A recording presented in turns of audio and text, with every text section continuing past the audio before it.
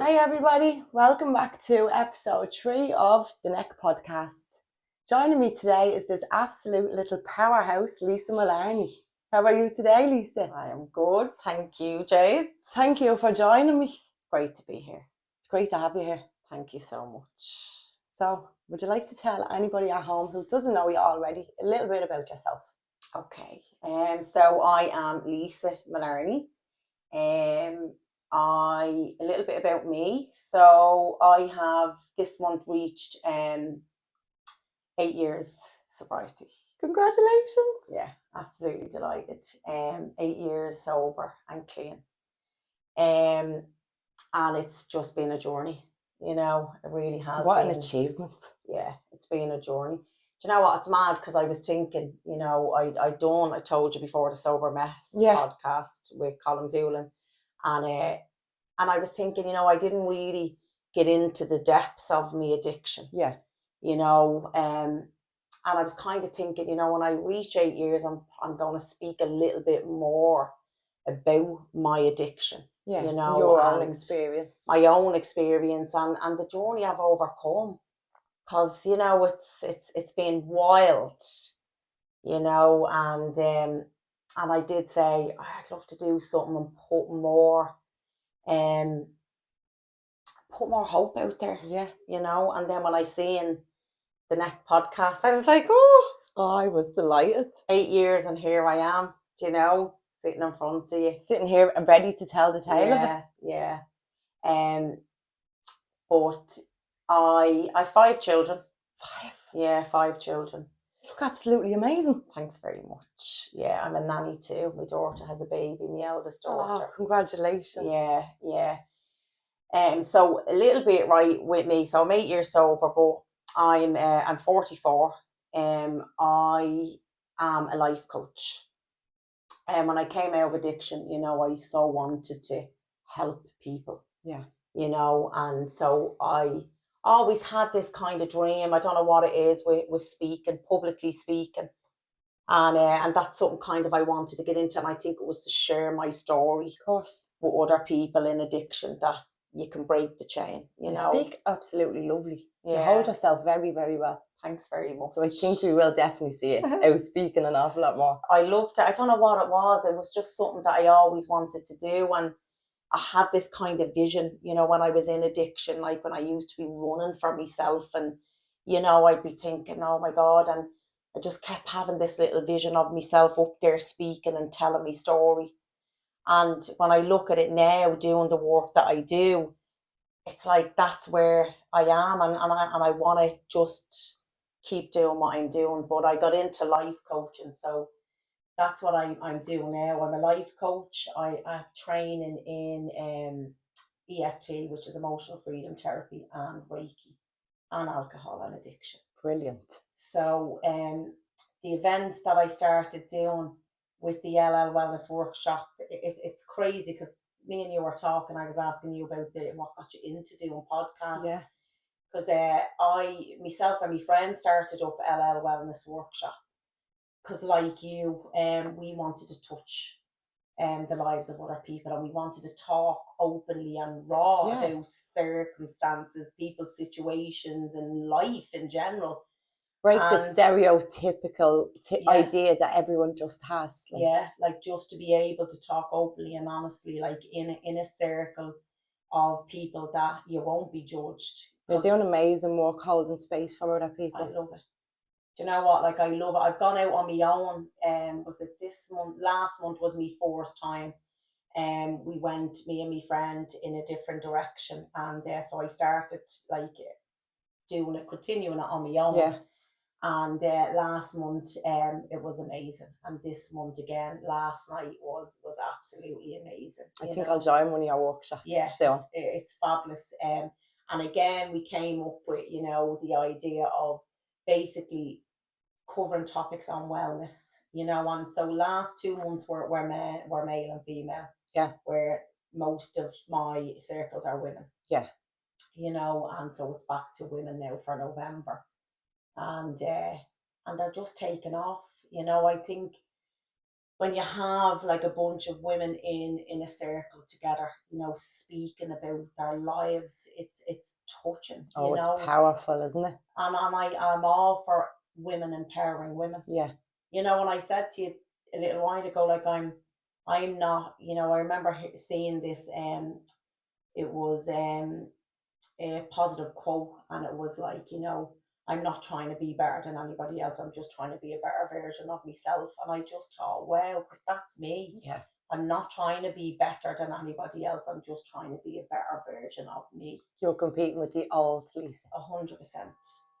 That's amazing. So that's where, you know, I'm at today, you know, but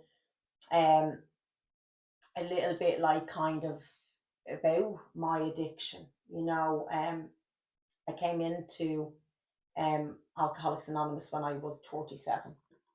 So I was 8 years clean and sober this year. So I was addicted to cocaine and everything else that went with, you know, party drugs and the party lifestyle would have 100%. That's what sent you on your way. Yeah, yeah.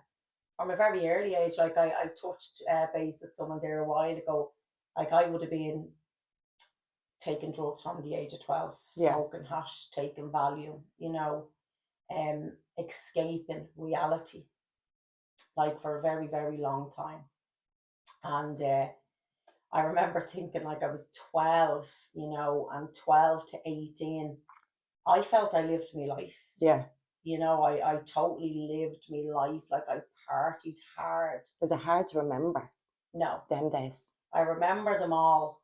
I don't know why, like, you know, I kind of think, you know, the more work that we do on ourselves and the more, like, you know, I have literally done massive amounts of work on myself. You know, I have, like, even last year, you know, I went back to touch base on more work, more trauma, you know. To dig deeper inside 100%. Yourself. You know, it's like, you know, certain things will trigger us. Yeah. I still get triggers today. You know, I'm happy that I get them triggers today. I know, and they're uncomfortable when we get them, and it's, you know, it's hard sitting with that uncomfortable feeling. But today I'm able to, you know, to say, okay, you know, why is this coming up for me? Yeah. You know, and sit with the uncomfortability and journal it down on a piece of paper like that. Why am I feeling that way? Everything comes back to fear. Of course. Fear, rejection, abandonment. Yeah. Like they are the three main points for me. And they're the most common with a lot of people who I've been even talking to through the podcast, like people who's on the way to come in, people who's already set there. Yeah. Like we all have that in common. 100%. You know, it always comes back to some sort of trauma. You know, I've really got into, like, for myself, like, because my experience with it, you know, of why, how, like I always said, you know, that I found even as a child, for me, I was very disconnected from self. Yeah. I really was. Like I didn't know who I was. Yeah, you were constantly looking. Always. Like I always share this, right? Because my sister, she has 7 friends, or there was 7 of them, all friends growing up. She still has them friends. Me, on the other hand, couldn't attach. You were always looking for your way. Always. You know, I was always out there, couldn't stay still for too long. Yeah. You know, I was always in search for something. Isn't it great to look back now? When I look how grounded now, your life is now. Yeah. And how well aware you are of everything. Yeah, it is. Like, it's amazing. You got you're after coming leaps and bounds. Like, I am proud of myself today, you know, even reminiscing on my 8 years sober. Like I kind of say to myself, like, I'm so proud of you today. Like I'm so proud of you too. Yeah. I can put my hand on my heart, because like 8 years ago, you know, I wanted to take my life. Like I had 4 children at home, and it hurts me to think that I could have left them without a mother. Yeah. You know, but I was so tormented in my head. I you know, I literally couldn't take any more fight. Yeah. There was no more fight. We had to look at me, you wouldn't have thought. Like people say, oh my God, you didn't look that bad. No one ever does. When you a know, smile can hide a lot. 100%. But inside, I was dying. Like there was barely a lit left. You know what? I'm so delighted you're sitting here so Yeah. openly and saying this. Yeah. Because as a mother of two, I can relate to that feeling. Yeah. And I know an awful lot of mothers do. And unless you actually tell someone that they can say, oh, well, I've felt like that before, and this, and this, you're going to think you're the only one with them thoughts. Yeah. So this is like one of the main reasons that we are keeping the Neck podcast going. I love it. And your story is so important, and I'm so glad you're sharing it here. I love it. Yeah, it is. It's hard, like when I look back on it now, and I think, Jesus Christ, I could have left him with no mother, like I totally just wanted to check out. And now, fast forward 8 years, and I say to myself, Jesus, because like that, I so believe I was divinely guided all along. I can't explain it, in AA we talk about our higher power. Yeah. I've had so many kind of interventions with a higher power over the years. I shouldn't be sitting here today. Hand on heart, I shouldn't be sitting here today through people, places and things that I have put myself into. Danger, overdosing. And you've escaped every single dangerous situation. That was stacked up there. 100%. I've always said, I've always been really self-aware. Right? And I had it's like I used to say, like two people inside me. Like I used to be, this side would be saying, he said, don't do that. You're going to get into trouble. Now I know it's my intuition. And it was like, for me, my higher power guided me in the right way. And totally. Definitely. And it was like for my whole life, I fought. I'm not listening to you. I'm going to do what I want to do. Because I was always that. I'm going to do what Lisa wants to do. I could never, ever listen to authority. I just couldn't. For my whole life, even in school, I couldn't do it. And I look at it now, and now, I'm always like, if I don't know the answer, it's within. I go still, just listen look deeper. To it. Do you know what I mean? Because it's always there guiding you. And today, I'd be like, imagine, thank God I didn't go through a way. Yes, definitely. With taking my life and your beautiful children and your grandchild. It's to think I had a sobriety baby. He's 6 and never seen me drinking. Do you know what I mean? Isn't that amazing? Yeah. And like it's just such a beautiful feeling to think that it's like a gift. It's like a gift at the end of all your hard work and all the trauma and now don't get me wrong, it was hard, dealing, the way, like obviously when you have a baby, because I would have drank on, like if I had a hard day, have a glass of wine at the end of that day. Do you know what I mean? But I kind of knew in the end of my drinking, I'd be like, well, I can't have a drink today because like I don't want people to so I'd be like, can't have a drink on a Monday, can't have a drink on Tuesday, but I'll just have a drink on a Wednesday. Do you know what I mean? Let's just have a drink on a Wednesday. You were constantly thinking, constantly fighting all the time with it, but I found being sober, it was hard. Facing the everyday challenges with not drinking, no escapism. What was whatsoever. your rock bottom moment that made you think, fuck this, I'm done, I'm getting sober? So my cousin had passed away. She was 41, and I was at her benefit night, and I remember thinking, that I'm going to go away. My relationship wasn't great, and it was affected through my alcoholism and my addiction. And I was after saying, I'll go out. No, I promise I'll be back at 10 o'clock. I will be back. I'll only take 20 euros out and I'll have 2 drinks. And in my head, I was coming home. I promised I'd be home. But, I didn't know the power of the first drink. I didn't know about, alcoholism, the phenomenon of cravings, that physical allergy in the body that if I take that first drink, all bets are off. I was not coming home. They were my patrons. I was a binge drinker. Once I started, I couldn't stop. I didn't want to stop. And I didn't know that. And I really thought I'd come home at 10 o'clock. And I didn't come home. And I came home the next day.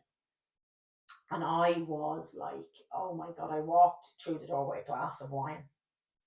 And did you not see the problem? Like, not at all. And he was giving out to me. And then I remember, I was like, the neck of him. yeah, The neck of him giving out to me. I'm entitled to have a drink. I Like, had such an entitlement. Yeah. I always did think I had such an entitlement. Like, but you know what? I was sitting out on the ground and I had my glass of wine. I was having a smoke and I was listening to them giving out about me, and it was my daughter. I heard my daughter saying to him, is my man on something more? I don't know why that, it just something triggered, something went off in my brain that day, and I was listening and she was saying, my mom, she looks as if she's on something more than drink. And that just done something I inside don't know you. what it was, yeah. And I just kind of thought, that's it, you know, I'm going to check out. They're better off without me. You know, they're better off without me. I was in a really bad state of mind. Yeah. You know, I really, really was. My drinking had kind of really, and my cocaine use was worse that year. It really was, you know. And I decided I was going to end things. So I was going to go up to bed, get into bed, and just take a load of tablets and check out. And in that moment, you know, I had loads of tablets in my hand. I was going to take the tablets, and a divine intervention again came in, and it was like this voice that spoke to me and said, don't do this. Yeah. Like, you are going to just so affect them children sitting down there. You know, they deserve better. They need you. And they need you. They need their mommy. Like, and I can't explain it. I was so, the amount of cocaine I had inside me, I don't know how. I would never sleep. I'd no Valium that day. Yeah. I'd nothing to take. So I was searching everywhere if I could just get sleepers or Valium, you know, to try something to knock you out. To knock me out. But I couldn't find nothing. And I was thinking, oh, I couldn't ever handle a come down. Yeah. You know, after being on a binge, like I had to have something to put me to sleep. And I didn't have anything. And I just thought, wow. And when I listened to the voice, and it was like, don't do it. Yeah. You know. And I ended up falling asleep. Woke up that night, had the tablets and all still like in my hand and all over the bed and everything. And I was thinking, but I remember it was a dream, like in the hairs are standing on end. Yeah. When listening to you. I remember like in the dream, it was saying that I'm never drinking or taking drugs again. And I made a promise to myself in that. And when I woke up, you know, my ex-partner at the time brought me up a glass of wine. And I was like, no, I don't want the wine. He was like, you're not going to be able to go to sleep. Like, there's a glass of wine. Yeah. No, I wouldn't even drink the wine. And it was just, I got up the next day and I just decided that no way was I ever going to put a drink or a drug into me body again. And to this day, I haven't, one day at a time. Like, I haven't, and I can't believe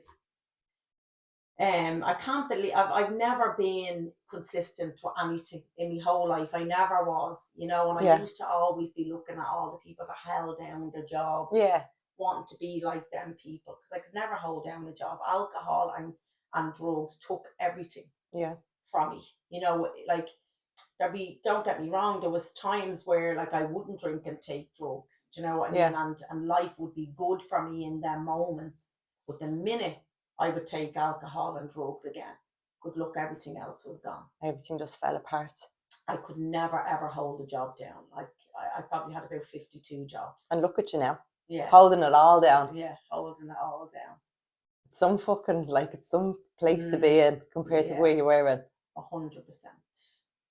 Yeah, you know, I was only saying, like, you know, to myself, like, you know, I am so proud of where I've come, and I see how strong I am. I love to hear these stories, Lisa, because there's so many people that I'd be thinking and I'd be nearly giving up hope on. And when I hear these stories, like I had episode 2, Jason Bourne, amazing as well. And when I hear them, that just gives me so much hope. Do you know what I learned even in AA? There's no hopeless cases. No, I have 2 brothers in addiction. I love that. Yeah. 2 of them, and I have hope for them. Yeah. Like, one day, you know, like I really do. I have hope for them. You know, I think everybody is touched by addiction in some way. Yeah. You know, or we know somebody that's touched by addiction in some way, and it's hard, you know, it really is hard. But for me, you know, every day I get up, you know, and I just say, right, I hand me will and me life over. I do. Yeah. Without fail. I love tapping. I tap every morning. You know, I have to tap for me. Yeah. I am affirmations into me. Brilliant. I don't know what it is, you know. There's loads of little things now that I'm consistent with in my life. I loved the word consistency, you know, because I was never consistent with anything, you know. And now I love it, you know. And when I start something now, you know, I intend to finish it. Never done it in my life, you know, even in school where they'd say, like, you start something. I've never finished it, you know, where today it's great, you know, even starting reading a book. Of course. Like, I remember, I think I was 3 years old when I read me first, like my whole book without skipping the pages, wanting to know what the ending was. Yeah. You know, I was I'm like, 34 and I'm still doing this. Yeah. I've never finished a book. You can't skip the pages to know what the ending was, because I couldn't, you know, wait to see what the ending was. Mental stuff, where now, you know, I'm able to sit and read. So in your sobriety, you really got to know who you are 100%. and what you love and what suits you and how to walk through your life. Yeah, and not please everybody. You know, I was saying to you there, you know, one of my saboteurs was a pleaser. And, you know, there's also lovely strengths to it as well, you know, and it's really, obviously, like when I done training for life coaching, you know, you really have to learn about yourself. Yeah. You know, and who you are as a person, and what's my strengths. And I got to learn so much about myself. Did you learn to love yourself? I totally learned to love myself. Good, because that's the most important part. Because I think if you don't love yourself and you haven't got that love for you, how are you meant to be so nice to you and give you everything you need? Yeah, that was hard. And I can still today, like, you know, like self-worth as well, self-esteem, you know, I still do work on them. Do you know, like there's like kind of something that kind of happened in my life last year, you know, knocked me for 6, and I had to start building on my self-worth again, you know. And you know, it's hard sometimes, you know, but today, you know, like even in my I am affirmations, it's always like put my hand on my heart and saying how much that I love myself and how strong I am, how brave I am, how confident I am. And I have to be that way. Yeah. You know, and I have 3 daughters, like, you know, and when I look at it, you know, like I want them to be strong, confident and independent. But I also, like, I love kindness. Yeah. And I say that to my kids as well, like, you know, just go out with a kind heart. It costs nothing. It costs nothing. You know, I'm all about kindness, like, you know, my LL wellness workshops, you know, love and light, because I believe, you know, the world needs so much love and people need so much light, you know, and if especially coming from darkness. Yeah. There needs to be light at the end of the tunnel. Yeah, yeah. And I think when you've come from dark into light, you know, you just want to share it. It's like a rebirth. Yeah, isn't it? Yeah. Like that's all. It's nothing, like I don't want to, like I always say, I don't want to hurt or harm, you know, another human being. I'll always question me motives on something. Do you know, why are you doing this? Do you have a lot of self-doubt now in your now life? Self-doubt? Do you sometimes doubt? Yeah. Yeah. You like, but see, the thing is, you know, in AA we have a 12, like, you know, we have a 12-step program. So we hand our will and life over to a power greater than ourselves every morning. And then at night time we inventory ourselves. So we have to check in. Right. How was your day? Did you hurt or harm another person today? Very good. And it's like, you know, sometimes you don't want to look at it, do you know what I mean? But it's like, well, you did, and maybe I said something. You're taking accountability for every action you've had that day. Accountability is huge for alcoholics and addicts, you know, like it really is. And accountability and what's the other word that, you know, I struggled with? Share time. Accountability. I can take accountability today. Like I really can, you know. I can hear that. I can see that in you. Yeah. I can own it today. You know, I can look at it today and I can't, you know what, like I'm not afraid to come back and say I'm sorry. Yeah. Now don't get me wrong, if my daughter's like, I was at a retreat there 2 weeks ago and someone said to my daughter, you know, what's the difference like now with your mom drinking to now that she's sober? And she was just saying, she was so proud of me, like she said, like, you know, I really am proud of her. But she said sometimes, like when we say things to her, she doesn't like taking criticism. And so, do you know what? And I was like, no, I think that's a mad thing. 100%. Like, and I want to be able to say that. I was like, yeah, I own it. Yeah. You know, because like when I went back to work 3.5 years ago, like, because I had never worked in a full-time career. Yeah. And so when I went back, obviously being like with the addiction that's in me, like I obsessed with work. I was gone. And, you know, I should have been at home a little bit more. And they were bringing it to me attention and I didn't like it. Yeah. I didn't like what they were saying to me, you know, because I was saying like, I'm on my own, I have to keep a roof over the head. mommy guilt alone.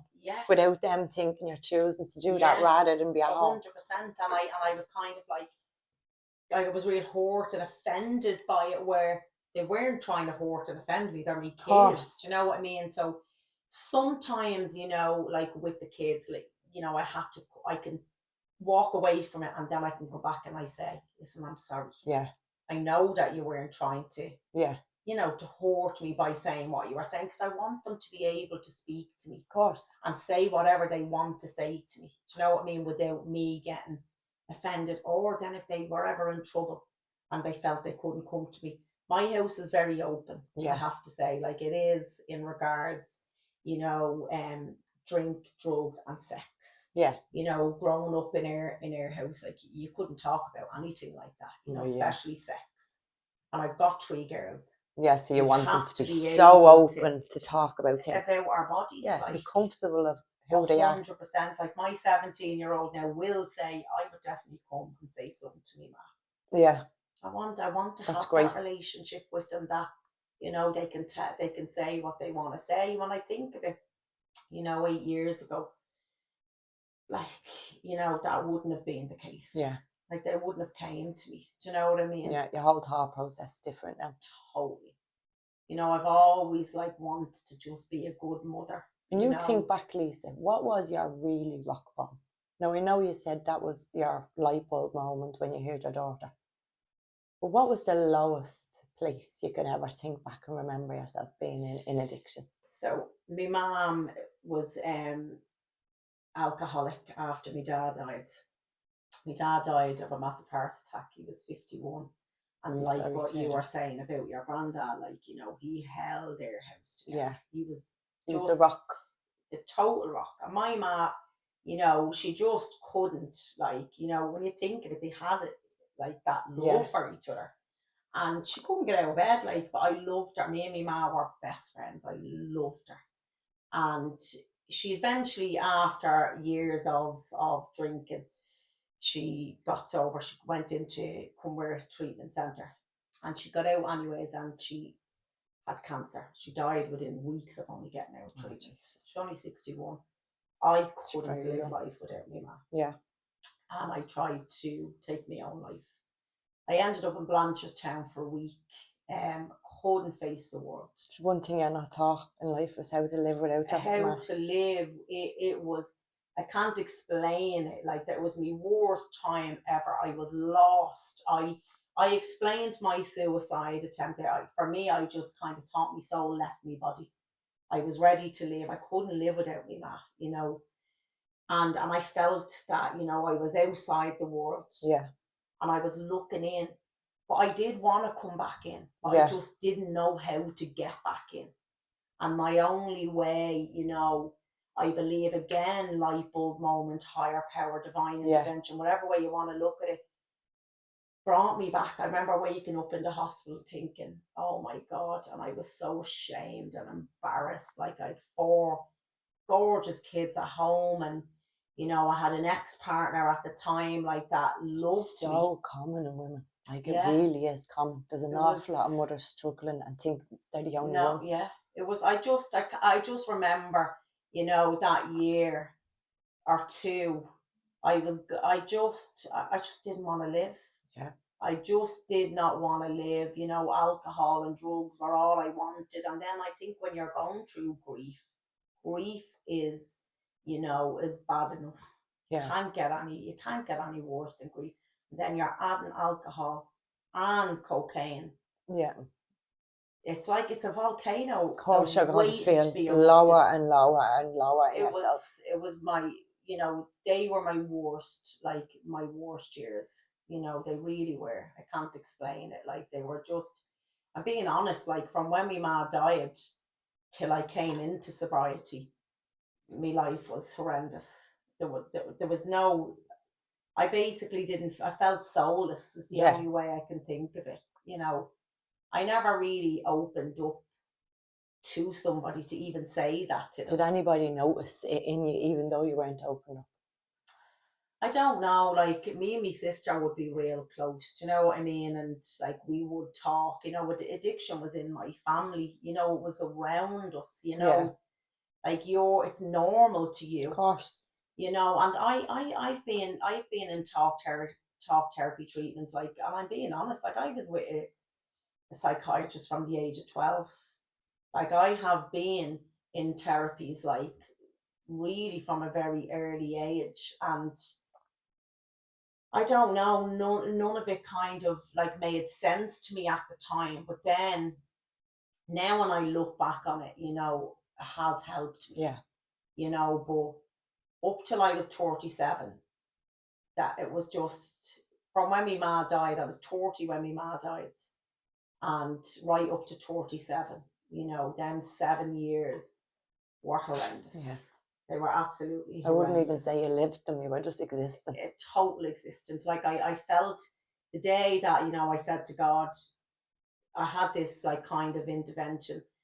I was running in the Phoenix Park and I had enough. I couldn't take any more pain. I was in there, I was gone. You know, to look at me, you wouldn't have thought it, but inside I was dying.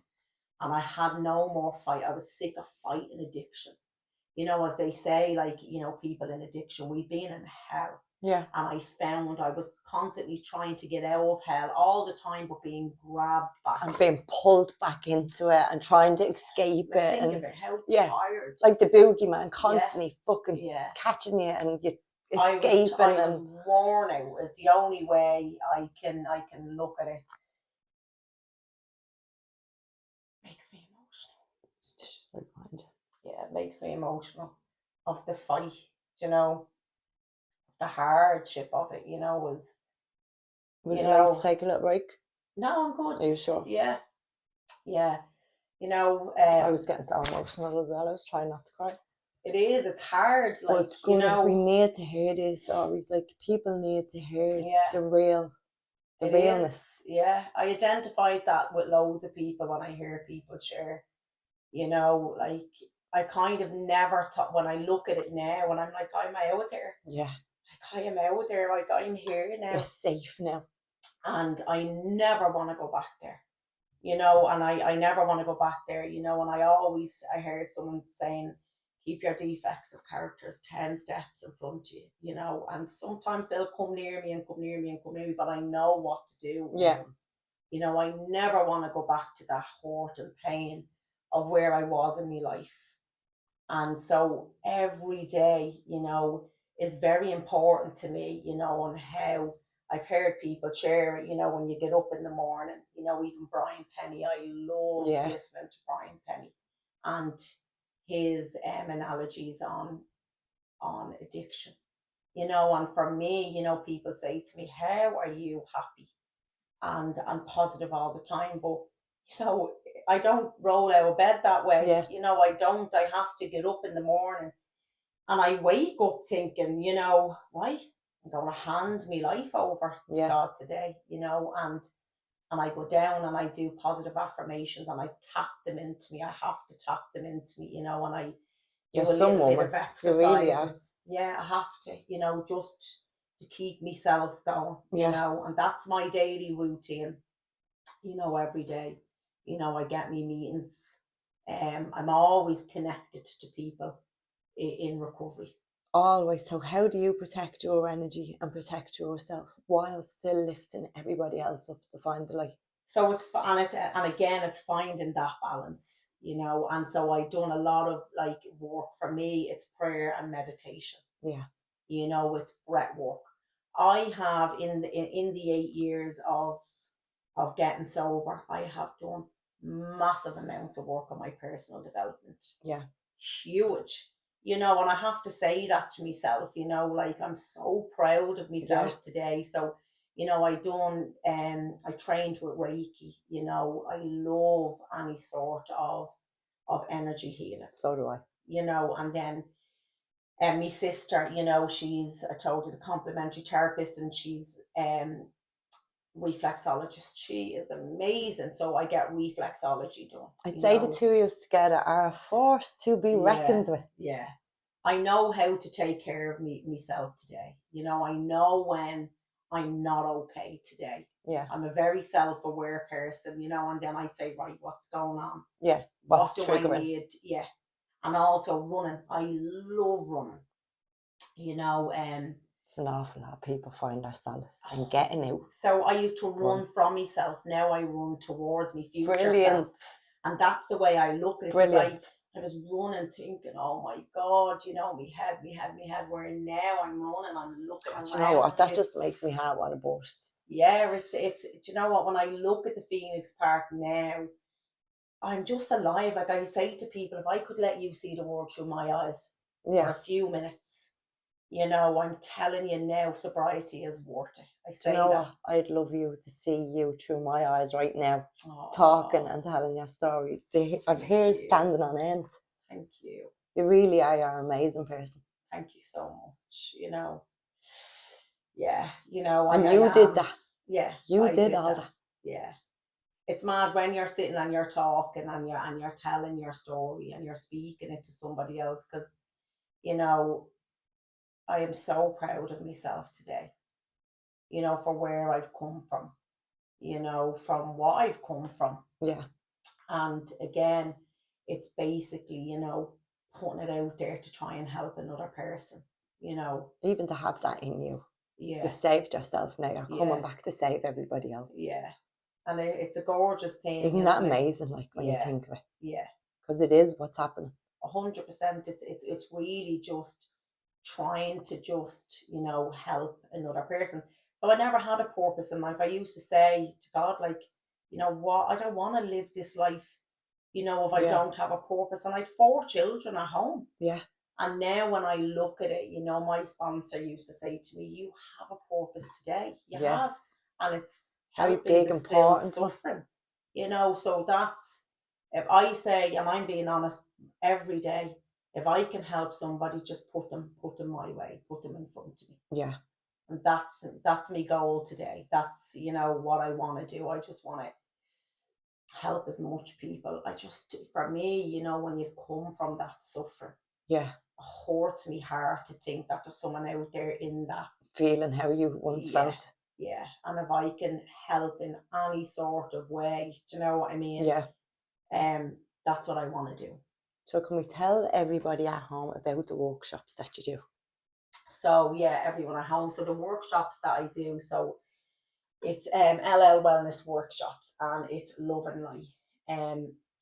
They started off in February, and it was really putting together, you know, a circle of women talking about topics to do with wellness around women. Yeah. So it could be everything and anything. Like, it was Who Am I was one of them. Yes. And it was just stunning. Who are we? Yeah. Do you know what I mean? Like, sometimes we have to remind ourselves. It's amazing. And we're changing all the time, you know, like, so that was stunning. Every month we put together a different topic, and we just sit and talk about it. And the circles are holding space, you know, for each other. It's women empowering women. I love that. Not being, you know, afraid to open up. Yeah. And knowing that you're in a safe space, you're not being judged, you know. Really, again, it was just for me of bringing people together. Yeah. You know, and it's just took off. You know, it's really took off. It's like the last two events that we've had. Like, one was obviously it's addiction month in September, so we did open that up for male and female. Brilliant, yeah. And that was brilliant. And then last night's event was the benefits of wellness into mental health, and that was male and female again, and that was brilliant. You know, this is great, yeah. So it is great. But then next month again, it's going to come back to women, and it's going to be on. I'm bringing my sister in, so myself and my sister will work together next month, and which is amazing. That's going to be great. Imagine how proud your mum and dad would be as well, looking down on you now.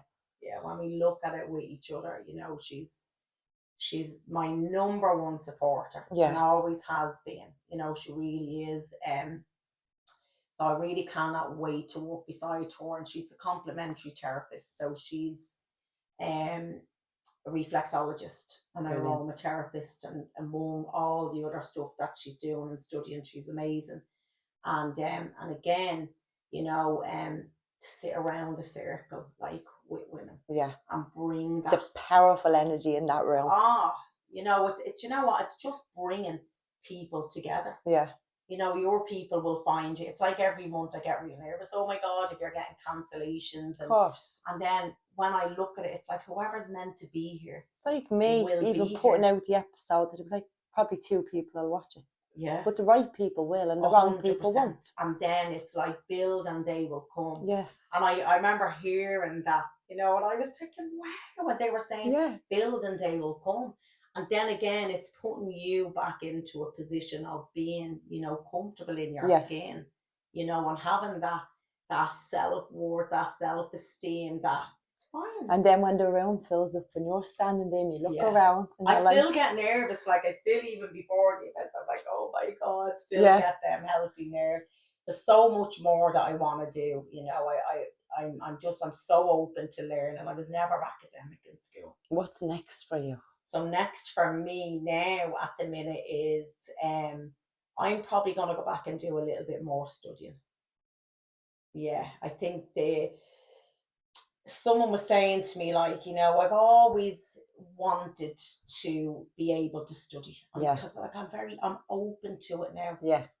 You know, like there was a moment there during the morning, I kind of had one of them wonky moments on Sunday morning, and I was like, just stay in bed, get back into bed, and just don't do this, don't do that. So when I got up and I went to the stairs, I was down 2 of the stairs, and I was like, go back into bed, don't listen. And I had to just remember, and I had to say to myself, right, which wolf are you feeding today? Yeah. Do you want to feed the black wolf, or are you going to feed the white wolf? And I had to push myself to go down the stairs, feed the white wolf, get onto your mat, do the writing.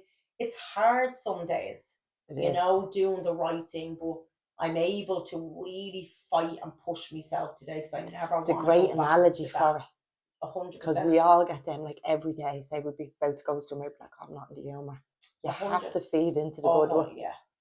Like, you know, for me, I believe that, you know, like our lives are mapped out for us anyways, but I do feel that I want to go into the direction of learning more. Yeah. I've always wanted a degree. I don't know why. You know, well, come here. You're on a roll now, whatever you want. I think I'm probably going to go back down the college route. I don't know whether, you know, I've always wanted to do a degree in arts, loved philosophy and stuff like that, you know, so I don't know. Feed that part of the brain. It is. I'm in so many different little things, you know. I love poetry, love listening to poetry, you know.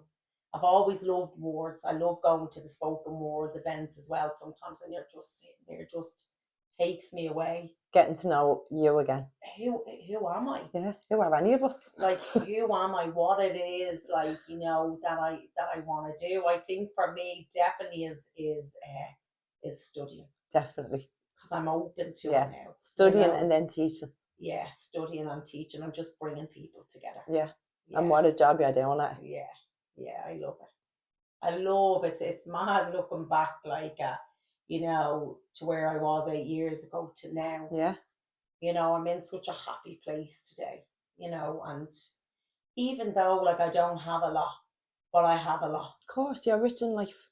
Have your health, you have your children, your sister, good friends. You know, yeah, I really do. I'm very, very, very blessed. Like, so, you know, onwards and upwards, like you were saying to me there about, you know, your inner child. Yeah. I've been asked like that before, like, what would you tell your little self now? And in the last podcast that I done, it was like, you have got this. Yes. You know, you have got this. And I always say that to myself, like, I'm able to, you know, sometimes come back and comfort that little inner child and say, look at us now. And that's great. Look where we are now. Like, so you don't forget about her, you always touch base with her. I see her. My sister made me a card, like, in one of my sobriety years, and it was myself, like, as a little child, and I had these little ringlets in, and I always visioned her, even when I'm doing the inner child work, and she's that girl that I vision, and that's mad that she put her in the picture. Yeah. So I always kind of, like, you know, relate to her that we have got this together. Because she was through a lot. She was through a hell of a lot. She really, really was. When I look back and how she's overcome and how she is where she is. She thinks she was very misunderstood. Very much so. You know, when I look back on it now, you know, I had, you know, I was on a bowl table in school for years. They put me on a bowl table. Couldn't imagine you being bowled. You know, a bowl table. And I kind of think, for a child. You know, like, always going into school every morning and being put and singled out. Yeah. You know, and then when I look at it now, I had behavioural difficulties. Yeah. You know, I really did. A lot of it went unnoticed. Yeah. I could never, I couldn't learn in school. You know, I'd say I had some difficulties, you know, in school, you know, because I could never, ever concentrate. My mind was so shut down academically. And they say people with them traits, like with them little difficulties, are more heightened in different senses and are more spiritual. Now when I look at it, you know, spirituality, like, I have a gorgeous spirituality in my life today. You know, it's love. Like, look at your aura, your eyes and that. Oh, you're just so easy to sit with and talk to, and you're just amazing. Thanks so much. Yeah, I do. I love my little life today, you know, spirituality that I have in my life, you know, of love, compassion, empathy, understanding. I have them today. You know, I have them towards other people today. Were you always spiritual? Do you know what? When I look back on it now, my mum loved our angels growing up, loved angels. And when I look at it, I remember, you know, I was pregnant in my first pregnancy, and I miscarried very late into the pregnancy. And I remember, like, we had the baby buried, and I came home and I got into my bed, and I remember crying so hard, right? Really, really crying. And I don't know what, it was like something touched the side of my face. Yeah. And I stopped because I was terrified. I was like, oh my God, what was that? Can't explain what it was. I've never really spoke about that now to anybody because it was just my little thing. But I remember thinking something happened in that moment. Really, something touched me in that moment, and I forever have that with me. And I've had lots of little things like that happen to me. You know, that warm, fuzzy feeling that I know I'm going to be all right. I can't explain it. I've had lots of ups and downs, even in my sobriety. Something just says to me, you are going to be okay. Yeah. And I get this warm, fuzzy feeling. Some people relate to it. Like they know what I'm talking about. I can't explain it, but I just divine I can relate to it. guidance, as we spoke. If you'd have asked me 2 years ago, I wouldn't have had a clue what you were on about. But I think you have to get to the bottom to open yourself up to seeing what's happening and feeling what is. The signs are always there. Just sometimes we're in such a negative space that we don't let them in. No. And they're trying to come in, they're trying, our spirit guides, and they're trying to tell you you're going to be okay, but you don't want to hear that. Totally not. I think we're very gifted. Yeah. You know, very gifted that, you know, we've got that chance to come back from, you know, them dark places. Because I know a lot of people that, you know, unfortunately, like, haven't been able to come back. Didn't make it. Or that are still in that dark place. You know, and I today I don't take it for granted. I really And that's don't. why sitting here with you, I'm like, oh, God. You know, and I loved when you said no one's gone too far to be helped. Like, no, you said it in different words. Cases. There's not. I've seen it. You know, I've seen it, like people's stories have, like, and I've seen like what they've gone through, and they've come out the other side, and I'm like, wow. And in my life, I have an awful lot of people who haven't come out the other side yet. Some of them didn't get the chance to. But that's why I want them to be watching my podcast, and I want them to see you. I want them to see everybody. I want them to know how to avail of the workshops that's going to help you. It's going to heal you, that you're going to meet your own community of people that can understand you, make you feel seen, heard, and will love you. Absolutely. There's hope. You know, there is hope. Always hope. Absolutely. Because if you haven't got that, you haven't got anything. Yeah, you're amazing at what you do. You're amazing. Yeah, I wish you the best of luck with it. I really, really Is there anything else you'd like to tell everybody? Or is there anything you'd like to fill them in on?